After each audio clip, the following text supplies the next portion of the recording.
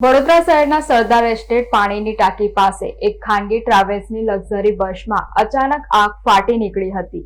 આગના પગલે વિસ્તારમાં થોડો સમય માટે દોડધામ મચી ગઈ હતી। ઘટનાની જાણ થતાં જ ફાયર બ્રિગેડની ટીમ તાત્કાલિક ઘટના સ્થળે પહોંચી ગઈ હતી અને આગ પર કાબુ મેળવ્યો હતો। વડોદરા શહેરના સરદાર એસ્ટેટથી ખોડિયારનગર તરફ જતા પાણીની ટાંકી પાસે વહેલી સવારે ખાનગી સીએનજી લક્ઝરી બસમાં અચાનક આગ લાગી જતા ડ્રાઈવર અને એમ્પ્લોય જીવ બચાવવા ભાગ્યા હતા। આગ વિકરાળ સ્વરૂપ ધારણ કરતા ફાયર પહોંચે તે પહેલા બસ સંપૂર્ણપણે બળીને ખાખ થઈ ગઈ હતી। જોકે આ ઘટનામાં કોઈ જાનહાનિ થઈ નથી, પરંતુ બસ બળીને ખાખ થઈ ગઈ હતી। ફાયર બ્રિગેડ દ્વારા આગ પર કાબુ મેળવવામાં આવ્યો હતો।